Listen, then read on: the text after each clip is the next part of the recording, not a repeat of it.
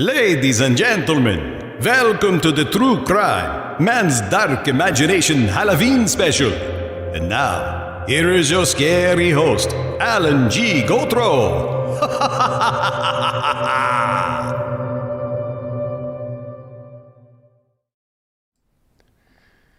Hello everyone, this is Alan Gauthreaux, your host of True Crime Man's Dark Imagination, and welcome to our Halloween special. Human history is plagued with many instances where mankind displayed cruelty and ruthlessness towards fellow humans. The episode you're about to see stands as a perfect example of the capricious and callous behavior gone out of control.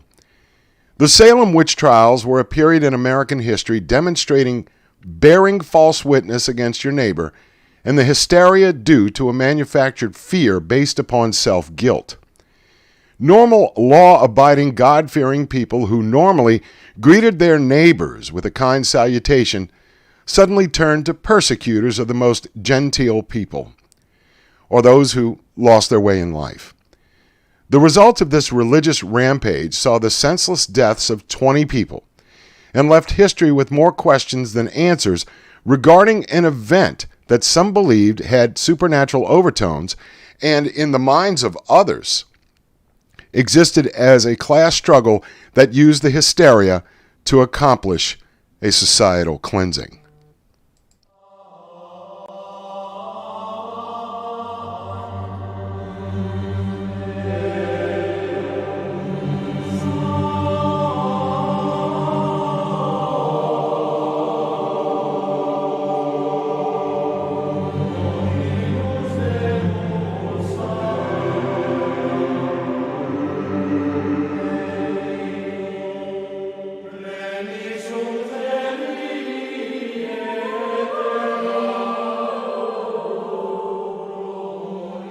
Witches have always fascinated the imagination of those who sought to understand exactly the definition of evil.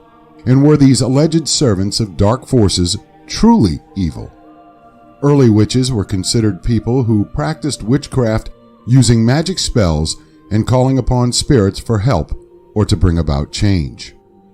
But not until the 15th century in Europe did the attitude shift regarding those viewed with some sort of mystical existence.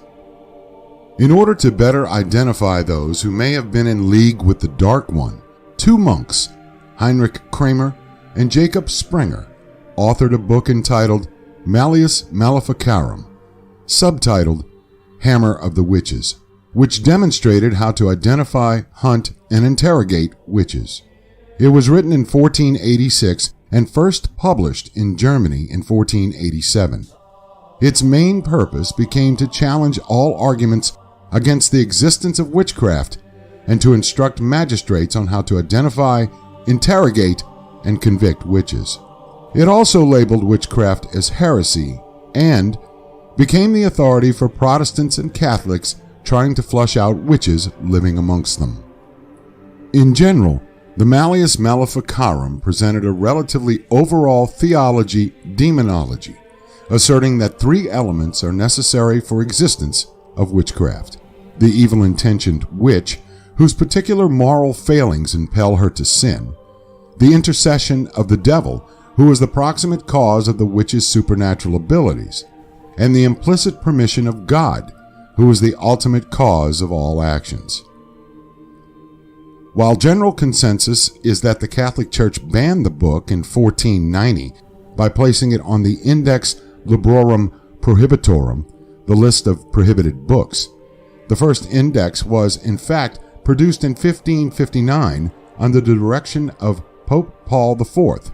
Therefore, such claims are dubious at best. Even though the work may have been slightly recanted, it carried with it a legacy that traveled not only across time, but distance as well. As those who sought religious freedoms traveled to the New World, so did the principles of hunting, interrogating, and prosecuting those suspected of witchcraft. In order to ensure that witchcraft would not pervade throughout the colonies, colonial assemblies established a law code in 1641, where they ranked the sins of parishioners according to the seriousness of the offense. Number 1, idolatry. Number 2, witchcraft. Number 3, blasphemy. Number 4, murder. Number 5, poisoning. And number 6, bestiality. The first recorded cases of witchcraft accusations in the New World occurred in Windsor, Connecticut in 1647. Alcee Young was the first person in America executed for witchcraft. Those powers that be in the colony of Virginia saw that the mere accusation of witchcraft could prove detrimental to the colony's well-being. So in 1655, the assembly there passed a law that it was illegal to accuse someone of witchcraft without the requisite proof needed to convict. However, 24 trials took place in the colony between 1627 and 1730. Of those accused, none received the death penalty. But as time marched on, the accusations of witchcraft became more serious based upon the behavior observed in those allegedly under the influence of an otherworldly power. In 1688, 4 children from the Boston area, the sons and daughters of a devout stonelayer, suffered a disorder where they would bark at one another like dogs and again purr like so many cats. Allegedly, these children were also able to fly in the air without any assistance. The witch that allegedly cursed the children stood trial, was found guilty, and hanged in 1688. To those who visited New England at this time, it seemed quite peaceful and serene, at least from any outside appearances. However, in the main area known as Salem, the 600 residents preferred to be separated into 2 parcels, Salem Village and Salem Town. The residents who wanted to separate from Salem Town were farming families located in the western part of Salem Village. Many of the Salem Village farming families believed that Salem Town's thriving economy made it too individualistic. This particular type of individualism was in opposition to the communal nature of Puritanism. Thus, they were out of touch with the rest of Salem Village. One large farming family, the Putnams, held a firm conviction that this was the case. The Putnams were the leaders of a separatist group because they owned most of the farmland in Salem Village. They hoped to get away from the other community by forming another congregation on their own and solidify their separatist movement away from the others. In 1689, the community formed another congregation under the auspices of Reverend Samuel Parris and began meeting at the Salem Village Meeting House. But this stood as only a small representation of the other community members. This action strained the relationship between the 2 areas as time went on. It was not only this event of the separation that caused problems within the settlement, but also the issue of Reverend Parris's employment contract. Along with the promise for work, reverends were also provided with a small salary, use of a house, and free firewood. Not only did Parris receive those perks, he had the title and deed to the parsonage and the surrounding land. This benefit angered the residents who wanted to remain part of Salem Town. Those supporters showed their disappointment by refusing to worship at the meeting house and withholding their local taxes. These local taxes are what paid the minister's salary. In October of 1691, a new Salem Village Committee was elected that was comprised of Parris's opponents. This new committee refused to assess local taxes that would pay Parris's salary and challenged Parris's ownership of the ministry house and the surrounding property. These actions caused the Parrises to beg the congregation for money. The Putnams feared they would lose Parris and the independence from Salem Town the congregation would help bring, and Parris expressed concern about his job and providing for his family. Samuel Parris had a relatively small family with a wife, a 9-year-old daughter, Betty, and a 12-year-old niece, Abigail Williams, who was an orphan. Abigail, while in the care of the Parris household, Reverend Parris expected her to clean and to keep the house and doing most of the chores, as well as caring for her invalid aunt. The youngest child, Betty, exhibited poor health and was not expected to maintain any chores as part of her daily regimen. Therefore, The bulk of that work became Abigail's responsibility. After completing her chores, there was very little entertainment for Abigail and Betty if she felt up to it. Salem town was 8 miles away, and Boston was a perilous 12-mile journey should the girls seek some excitement. Reverend Parris vehemently opposed the girls playing games around the house, specifically hide and seek, tag, and any other games that would bring any type of enjoyment to their otherwise pious lives. The good Reverend believed that playfulness denoted an idle mind, and an idle mind was the devil's workshop and made the girls prone to mischief. Although the pastor encouraged reading during the winter season, the girls needed something more engaging to keep their minds concentrating on their wholesome thinking.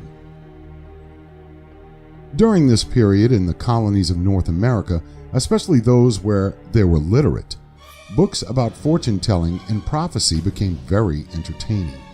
These were the types of books that became very popular among adolescent girls. In some circles, there appeared young girls who would put the notions into these works to practice. It seemed to pass the cold months very quickly. Betty Parris, Abigail Williams, and 2 other friends formed one of these circles. Another member of the circle, Tituba, was a slave that Samuel Parris bought while on a trip to Barbados. Tituba knew the ancient ways of witchcraft, and she would regale the girls with tales of mysticism and demons. Not the sort of tales that Reverend Parris would want his daughter and niece listening to at the time. Tituba would tell their fortunes by dropping an egg into a glass of water, and by some sort of sorcery, she would be able to foretell the girls' destinies. At one particular gathering, though, Betty and Abigail became very upset at the fortunes that Tituba had foretold for them. In addition to their displeasure with the prophecies they received from Tituba, the Parris family worried about their financial and social woes created through the impending termination of the Reverend's contract for employment. This allegedly caused the girls to convulse and fly about the room as if they were possessed. Reverend Parris thought there may have been some sort of medical condition that caused the girls to behave so strangely, so he summoned the local physician, Dr. William Griggs, to examine the girls. Bear in mind, the height of medical knowledge of the 17th century could be what modern doctors may call barbaric, to say the least. A standard medical kit at the time consisted of beetle's blood, fox lung, and dried dolphin heart. An earlier physician examined a young girl who seemed to possess the same symptoms as Abigail Williams and Betty Parris, and stated that she had a stomach disorder. Generally, when someone was discovered to be suffering from any type of malady, the general treatment consisted of bleeding the person until they succumbed to exsanguination. After carefully examining the girls, Dr. Griggs determined that there was no medical reason for them to be acting so bizarrely. They must be bewitched with evil spirits or the devil himself.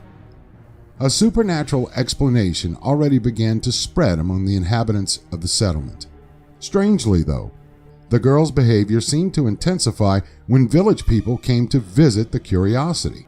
In order to divulge the origins of the girls' torment, Samuel Parris's neighbor, Mary Sibley, the aunt of another stricken young girl, Mary Walcott, suggested that someone bake a witch's cake, a manner in which to name the girls' tormentors and a time-honored English tradition of identifying witches.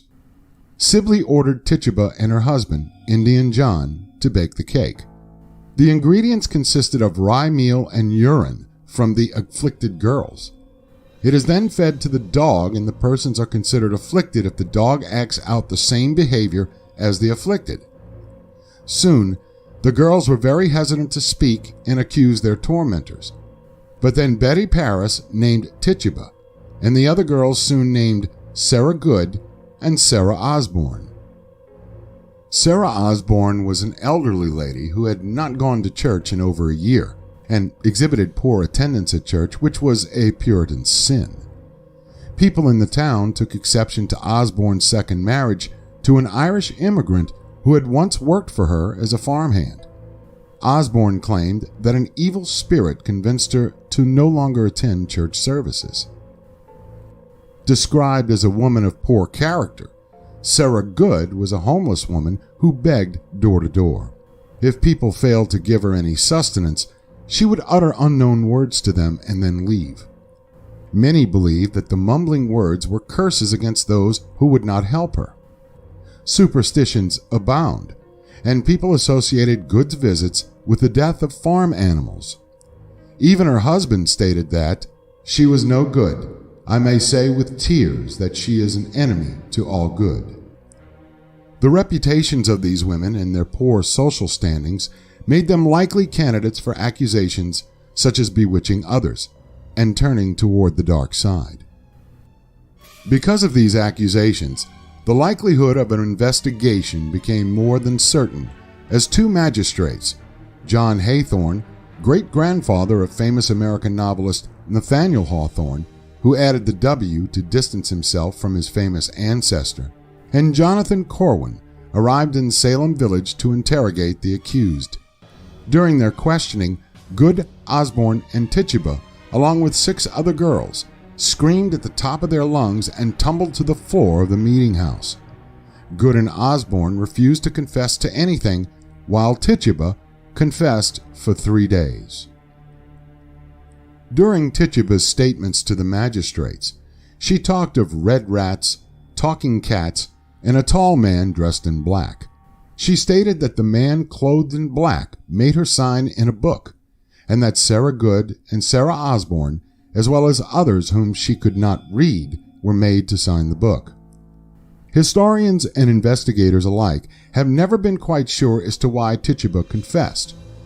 Whether she believed that she would be prosecuted anyway because of her fortune-telling, or because she thought the magistrates may be lenient upon her should she confess. When she finally completed her confession, the magistrates had Good, Osborne, and Tituba moved to the Boston jail. Sarah Osborne later became the first victim of the Salem witch trials when she perished 2 months later of natural causes while incarcerated.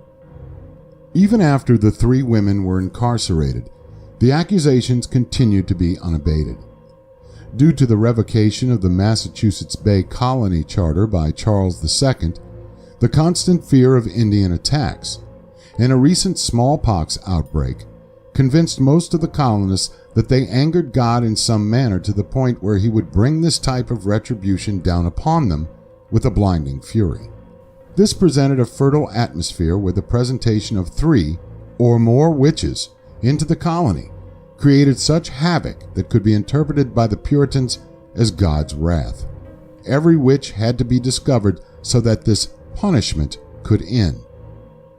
In the middle of March 1692, Ann Putnam accused Martha Corey of afflicting her. Martha Corey attended church regularly, but she was not very popular with the Salem community. Often outspoken, opinionated, she mothered an illegitimate mulatto child that still lived with her and her second husband, Giles Corey. Although she attended church regularly, her character came into question, and then the accusations started. 71-year-old Rebecca Nurse would not have been selected as a likely witch. Putnam and the other girls pointed their fingers at Nurse, stating that they saw her specter floating around them in their rooms at night. They claimed that Nurse pinched and tortured them. When the magistrates notified Nurse of the charges set against her, she responded, "What sin has God found in me unrepented, of that he should lay such an affliction upon me in my old age?" Nurse was known for her piety, but could not deny that something bizarre was occurring with the accusing girls in front of the magistrates. They convulsed wildly, claiming that Nurse's specter tortured them. Nurse denied that she signed the devil's book, but indicated that she committed another sin in her lifetime. It can be said that because the magistrates believed that Nurse may have sinned in her life, even though no real evidence existed nor was presented in the court, that she deserved the sentence of death that she later received.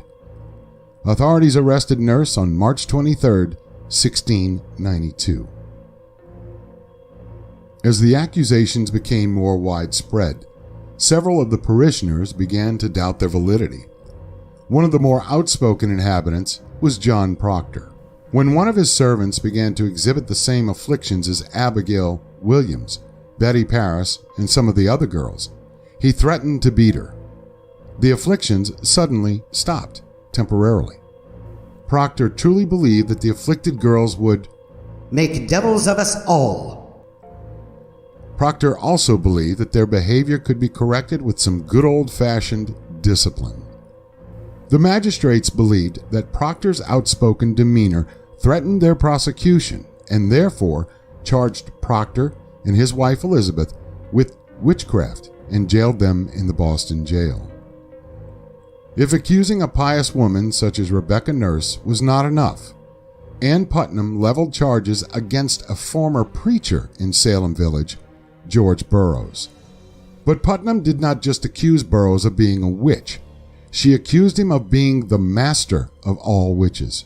Burroughs allegedly was the black minister and leader of a witch coven in Salem. Although he was a minister, Burroughs did not possess a pious character. Burroughs left Salem Village after serving as its minister from 1680 to 1682 as a result of a salary dispute. Additionally, rumors abound that Burroughs mistreated all three of his wives and had a nasty temper where he would allegedly use and then brag about his use of occult powers. A strange legal precedent was set using the familiar spectral evidence. Almost all of the women and men stood charged in the Salem witch trials as a result of spectral evidence, a form of court testimony based upon visions or dreams. Cotton Mather, the son of famed minister and Harvard president Increase Mather, spoke out strongly against the use of spectral evidence and felt that the use of spectral evidence was unreliable because the devil could take the form of an innocent person to do his evil deeds. After Cotton Mather issued his rebuke of the spectral evidence, the royal governor of Massachusetts at the time, William Phips, established the court of Oyez and Termine to investigate the allegations of witchcraft in Salem. When the new court finally convened, the first person tried under this court was Bridget Bishop on June 2, 1692. Bishop faced a similar court before, as in 1680 she was tried for witchcraft but not convicted. Even though the court did not find her culpable for witchcraft, her neighbors still suspected her of practicing the dark arts. During one short period when work was being performed on her residence, the workmen attempted to renovate the cellar discovered poppets in the walls of that area of the house. These poppets had pins stuck in them and some had missing heads. This discovery allegedly helped to confirm suspicions that Bishop, indeed, practiced witchcraft within the confines of her own residence against her neighbors. Bishop claimed that she made no contract with the devil, but Ann Putnam stated that Bishop called Satan her god. Whether the dolls had specific purposes or whether they were directed to particular individuals within Salem Village was left unclear. Bridget Bishop was found guilty of witchcraft and hanged on June 10, 1692, on Gallows Hill. The court next heard the cases against Sarah Good, Sarah Wilds, Elizabeth Howe, Susanna Martin, and Rebecca Nurse on June 29, 1692. Unlike Bishop, the other charged women were accused based upon spectral evidence. When the court rendered the verdicts, the jury found Rebecca Nurse not guilty. However, when the jurors announced a not guilty verdict in her case, the afflicted girls thrashed about and rolled around on the floor. The courtroom lost all decorum and the magistrates struggled to maintain order. Then the magistrates strongly suggested that the jury reconsider their decision as it pertained to the verdict they reached regarding Rebecca Nurse. After reconsideration, the jury found Nurse guilty. On July 19, 1692, Nurse and the other 4 women were hanged on Gallows Hill. Prior to the execution of their sentences, the Reverend Nicholas Noyes asked Sarah Good to confess. Good stated emphatically, I am no more a witch than you are a wizard, and if you take away my life, God will give you blood to drink. 25 years after the hangings, Reverend Noyes died of a hemorrhage, choking on his own blood. As more and more people stood accused and jailed of being in league with the devil, the court reconvened to hear the cases of George Burroughs, John and Elizabeth Proctor, George Jacobs, John Willard, and Martha Carrier on August 5, 1692. Again, spectral evidence became tantamount in order to build cases against these individuals. In the case of George Burroughs, the fact that he lied and failed to baptize one of his children seemed to be a determining factor in his guilt of the crimes of which he stood charged. On August 19, 1692, the jury found all 6 guilty of the charge of witchcraft, but Elizabeth Proctor was spared due to the fact that she was with child. The rest were executed on Gallows Hill that day, but George Burroughs did something that most have questioned whether he stood guilty of witchcraft, or the jury merely convicted him because of his character. At the time of his hanging, Burroughs recited the Lord's Prayer flawlessly. According to historical records, this achievement was important because it was believed that a wizard could not recite this prayer without making a mistake. Even with such an act of innocence, it was not enough to save his life. The trials continued. Giles Corey stood trial next, but he refused to answer questions by the court in mid-September 1692. Because of his defiance, the court exercised its legal right and ordered Corey to withstand a punishment known as pressing. This is where a victim is forced to lay on the ground and a door is placed over their body. Heavy stones are then placed upon the door until the person confesses. As Corey refused to answer the questions, the magistrates ordered more stones placed upon the door. On September 19, 1692, after enduring 2 days of excruciating pain, Corey died without answering any queries from the magistrates. Why Corey chose to die a slow death and not answer any of the court's questions remains a mystery to this day. Some historians have hypothesized that Corey wanted to protect the property rights of his heirs. Since witchcraft was considered a capital offense, his property could have been sequestered by the government if found guilty. This does not explain why he and John Proctor made wills before their deaths. Neither would have any property to leave because it could be secured by the government. Some historians believed that Corey sacrificed himself for the sake of protesting the witch trials themselves. Even Corey's refusal to answer any questions and stand trial did not interrupt the court from doing what they called the Lord's work. After conviction, Martha Corey, Mary Easty, Alice Parker, Ann Putteater, Margaret Scott, Wilmot Reed, Samuel Wardwell, and Mary Parker were hanged on Gallows Hill on September 22, 1692. Before her death, one of the women, Mary Easty, wrote the magistrates and the Essex County ministers a petition where she stated, "I know I must die, and my appointed time is set. But the Lord he knows it is, if it be possible, that no more innocent blood be shed, which undoubtedly cannot be avoided in the way and course you go in. I question not but your honors, due to the utmost of powers in the discovery and detecting of witchcraft and witches, and would not be guilty of innocent blood for the world. But by my own innocency I know you are in the wrong way. The Lord in his infinite mercy direct you in this great work. It be his blessed will that innocent blood be not shed." As a result of Mary Easty's petition, as well as George Burroughs' Lord's Prayer and Giles Corey's defiance to answer questions, this saw the support for the trials as a whole, and the faith in the trials the community once had, disintegrate. Many felt that the magistrates had lost control of the process, while others believed that some of the prosecuted and executed suffered even though they were innocent. Increase Mather stated in a sermon in a Boston church, "It were better than 10 suspected witches should escape than one innocent person should be condemned." Following Reverend Mather's proclamation, on October 12, 1692, Governor Phipps issued orders to protect the current prisoners accused of witchcraft from harm and suspend the arrest of suspected witches until the arrests were absolutely necessary. Governor Phipps soon issued orders dissolving the court of Oyer and Termine on October 29, 1692.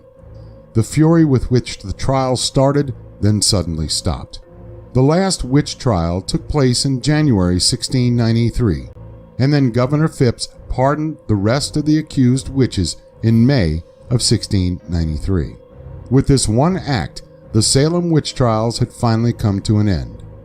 19 people were hanged, 1 crushed, and that's not to mention the various dogs and cats that were executed as well.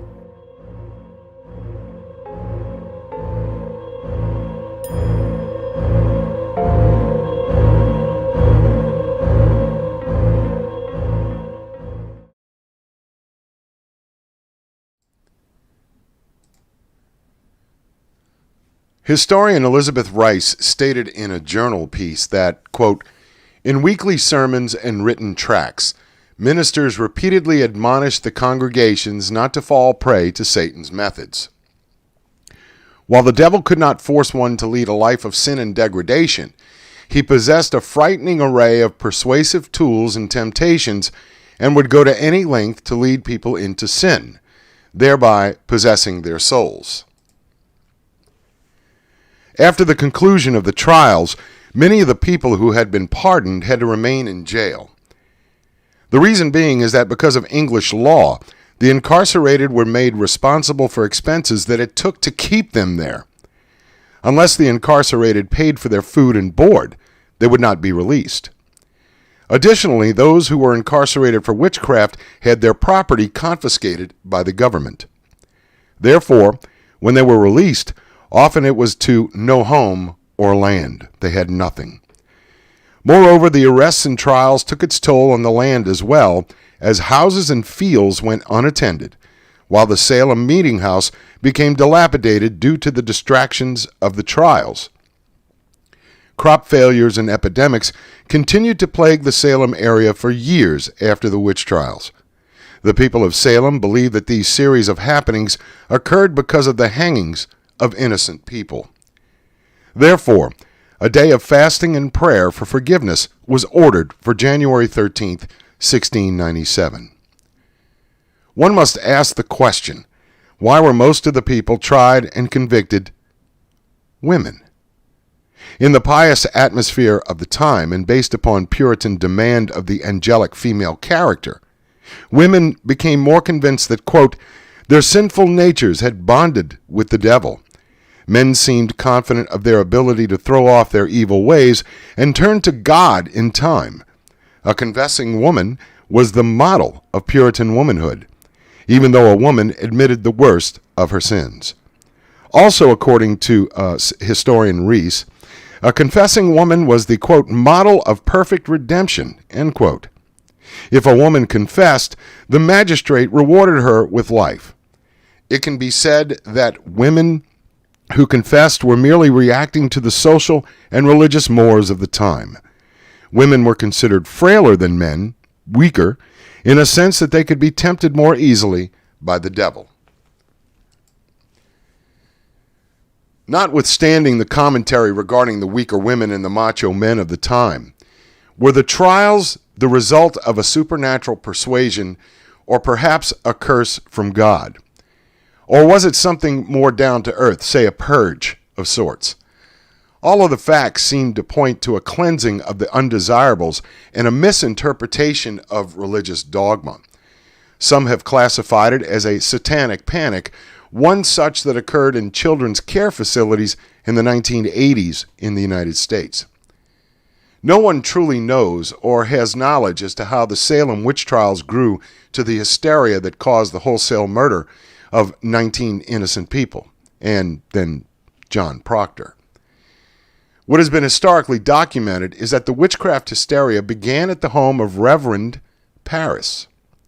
Parris sought to keep his vocation at the Salem town preacher, but as of late he had been having some difficulties with the town elders. I was going to ask if anybody had questions. Let's see. Let's look and see if anybody's got questions. Let me move this over here so I can see the questions. Okay. Let's see. Drew, to answer your question, it wasn't so much stupidity as it was faith. When I'm in class and I'm talking to my students and we talk about history in a religious sense, faith in most instances is a matter of interpretation. I think a lot of this had to do with fear, and we all know what fear can do. And I believe that the Salem witch trials at a certain point were propaganda in a way. But if you look at it from an historical perspective, there really wasn't any supernatural things involved with this. It was more, like I said, to get away from the undesirables, and for if you don't like somebody, you get rid of them, and that's what I think this was about. Let me see who has got another question. The dogs and cats, to answer Drew's question, is because they believe that the dogs and cats, if you remember, Tituba had talked about black dogs, okay, and red cats. Tituba was the last person released from jail. All right. She couldn't afford to pay her way to get out. She sat there for a long time before they actually let her out. But the dogs and cats were perceived to be possessed by demons or by the devil himself. Let's see. Let me put my other glasses on. It's easier to read here. Okay.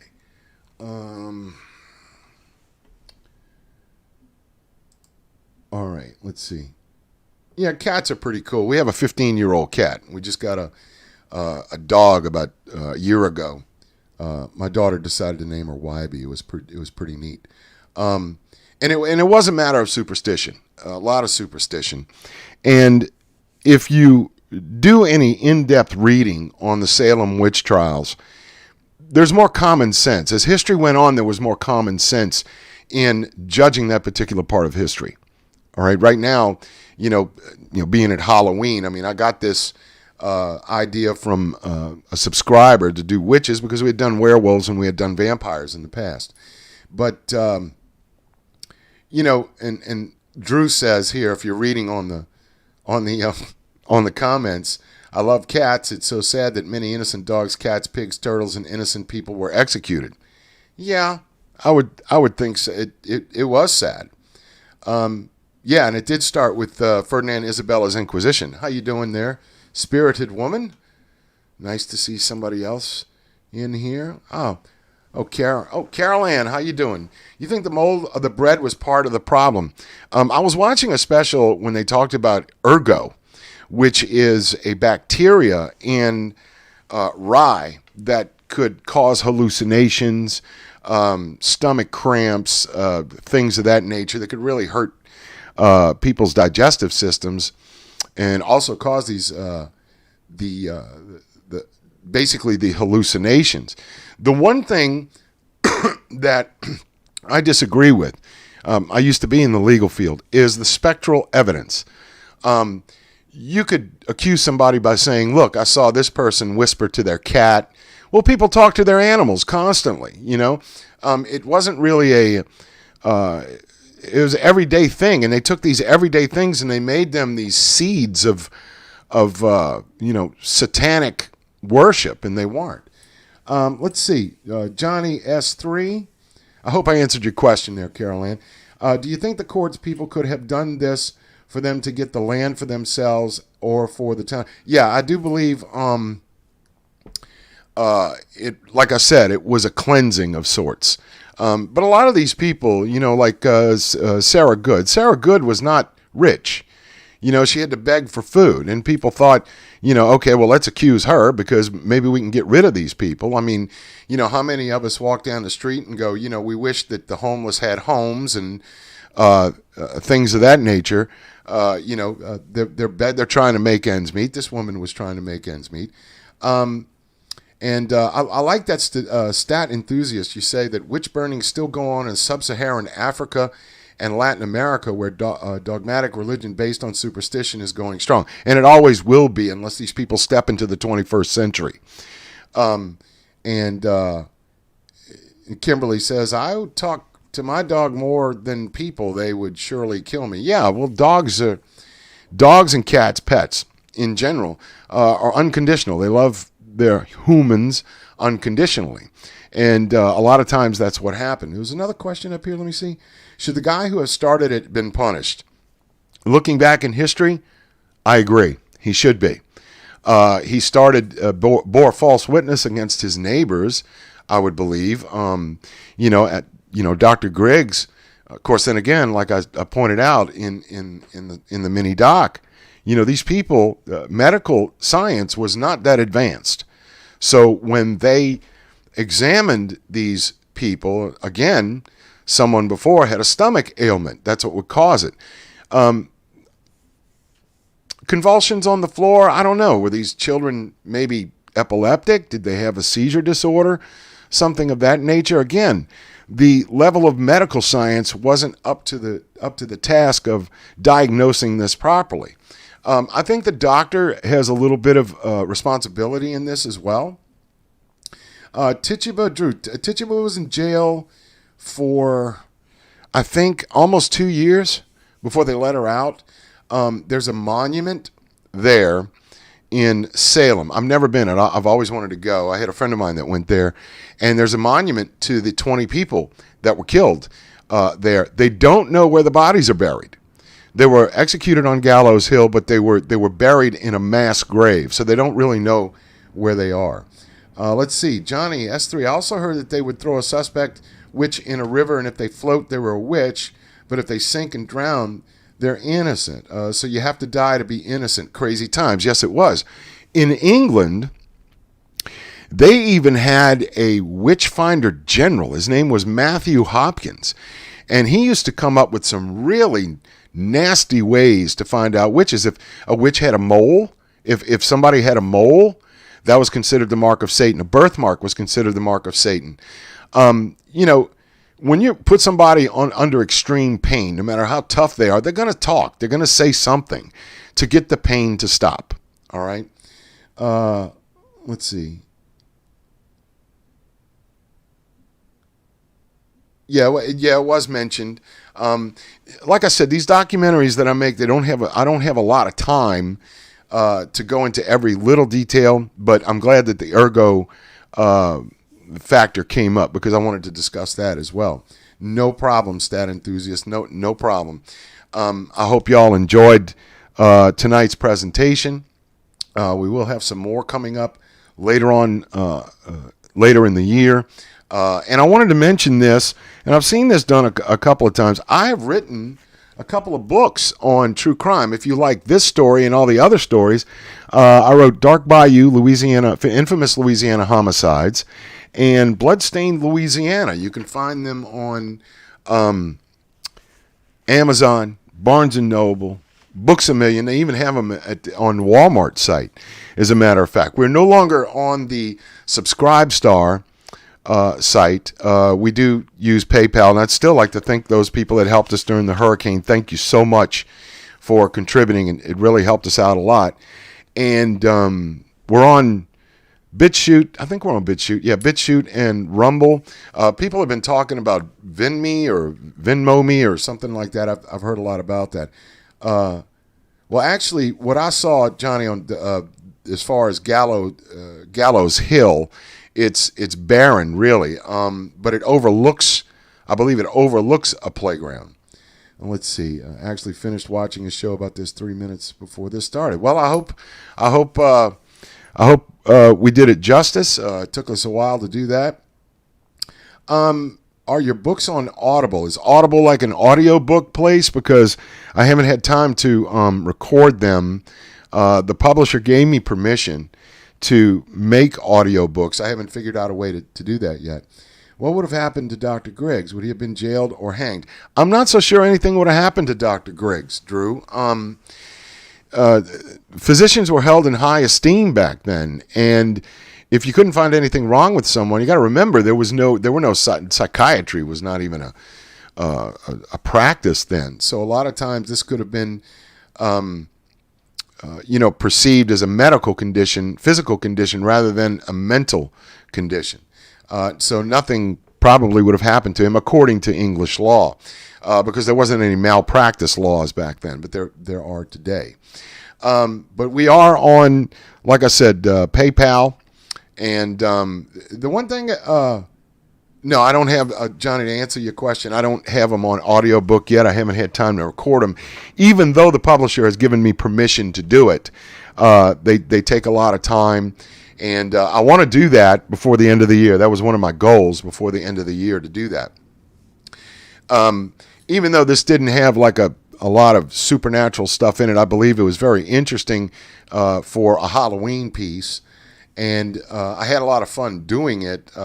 Thank you for the talents of Bo Walker, who did the intro in the Dracula voice, and Marlene Buffa, who is a very close friend of mine, and my wife Lisa actually did that. I advertised for people to do this a long time ago on True Crime Man's Dark Imagination. We asked if subscribers would like to narrate, and we had 3 really good narrators. They have since not been able to participate. I'd like to do it again. Drew, yeah, happy Halloween to you too, Junior Johnson. Hope you tell your friends about us. We have a lot of shows that are coming up very soon, really good ones. We're doing actually Francis Tumblety. We're doing Francis Tumblety. He was a Jack the Ripper suspect. We did the Royal Conspiracy earlier. I like to take these in some sort of sequence, and when they come up, depending on the amount of research that's available for them. Haven't done many moments in crime. Those are the short vignette pieces. But we have a lot of fun doing this. And in actuality, we've been here 4 years. This month, we've been doing this for 4 years. So, Carol Ann, thank you so much. I really appreciate it. And Drew, thank you. Happy Halloween to everybody. Everybody be careful. Don't eat too much candy. I actually had to convince my students that Halloween was not a holiday. So that's what I have to face tomorrow morning. But I'm glad y'all enjoyed it. I'm going to try and do 2 shows a month. I know I was doing a few of them for a while, but we want to accumulate some episodes before we do another marathon.